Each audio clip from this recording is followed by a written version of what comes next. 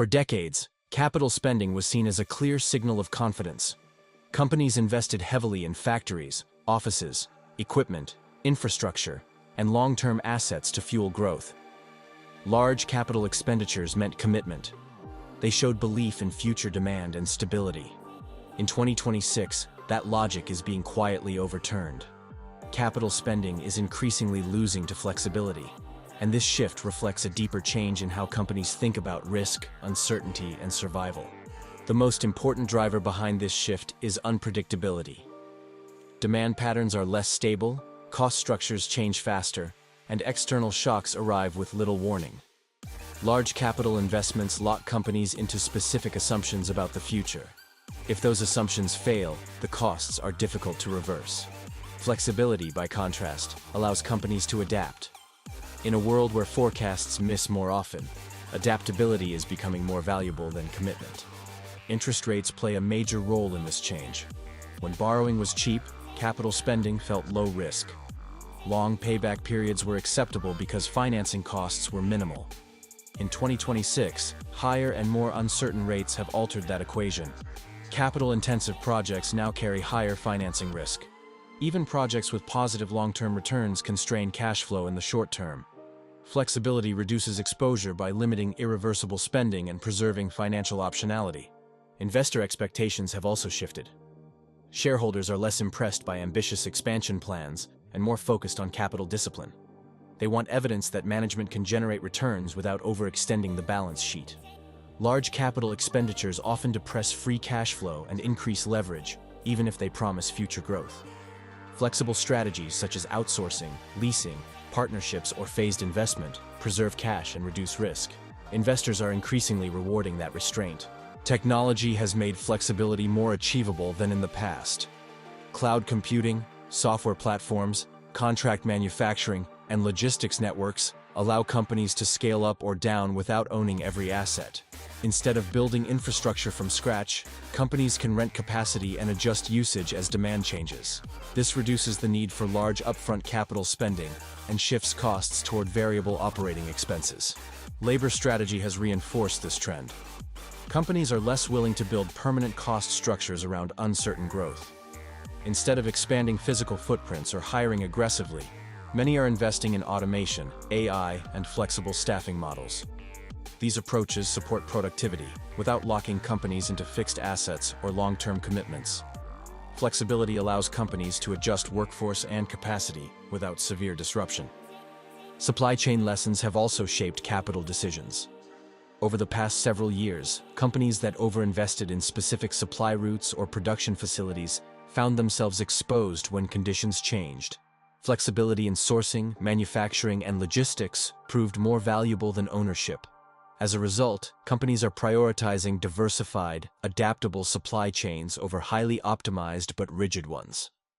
Capital spending is also losing ground because of execution risk. Large projects are complex. They require long timelines, coordination across teams, regulatory approvals, and accurate forecasting. Delays, cost overruns, and integration problems are common. In 2026, investors are less forgiving of these risks. Flexible investments can be staged, paused, or redirected if conditions change.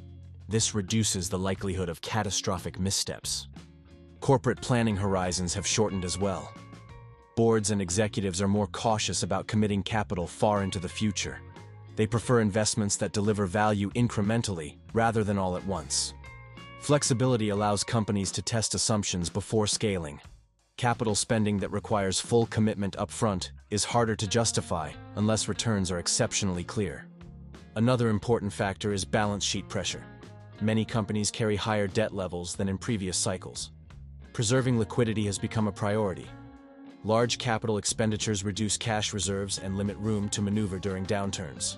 Flexible strategies help maintain liquidity and protect against unexpected shocks. In uncertain markets, liquidity is power.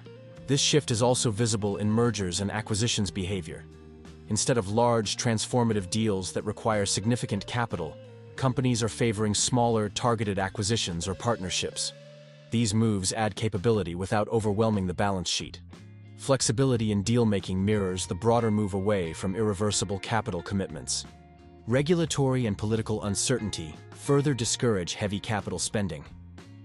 Changes in trade policy, environmental regulation, and industrial incentives can alter the economics of long-term investments. Flexible models allow companies to respond without being trapped by sunk costs. This is especially important in industries where policy risk is high. Importantly, this does not mean capital spending is disappearing. Certain investments remain essential. Infrastructure, energy, manufacturing, and data centers still require physical assets. What has changed is selectivity. Companies are demanding higher confidence before committing capital. They are prioritizing projects with clear demand visibility, shorter payback periods, and strategic necessity. Flexibility has become a competitive advantage. Companies that can adjust quickly outperform those locked into rigid structures. They can respond to customer shifts, cost changes, and new technologies without major disruption. Investors recognize this advantage and increasingly price it into valuations. Corporate communication reflects this shift. Management teams emphasize optionality, staged investment, and scenario planning. They highlight the ability to slow down or accelerate spending as conditions evolve. This language signals prudence rather than hesitation. Markets are responding positively. The trade-off is slower expansion. Flexible strategies often mean accepting slower growth in exchange for stability. In 2026, that trade-off is increasingly acceptable. Investors prefer companies that can endure volatility over those that chase maximum scale at the cost of resilience. This change also reshapes internal culture. Decision-making becomes more conservative. Projects must prove value early to receive additional funding. Capital allocation is centralized, and scrutiny is higher. While this can reduce entrepreneurial energy, it aligns with the current market's emphasis on risk management. Over time, this preference for flexibility may redefine corporate success. Instead of measuring ambition by how much capital a company deploys, success is measured by how well it adapts. Flexibility allows companies to survive mistakes, seize opportunities, and protect value. Capital spending is losing to flexibility in 2026 because the cost of being wrong has increased. Large, irreversible investments amplify mistakes. Flexible strategies limit damage and preserve choice. In an environment where uncertainty is constant and confidence is fragile, choice matters more than commitment. The companies that succeed will not be those that spend the most, but those that can change course without breaking. Flexibility is no longer a secondary consideration. It has become the primary form of risk management. That is why capital spending, once the ultimate signal of confidence, is being overtaken by flexibility as the defining priority of corporate strategy in 2026.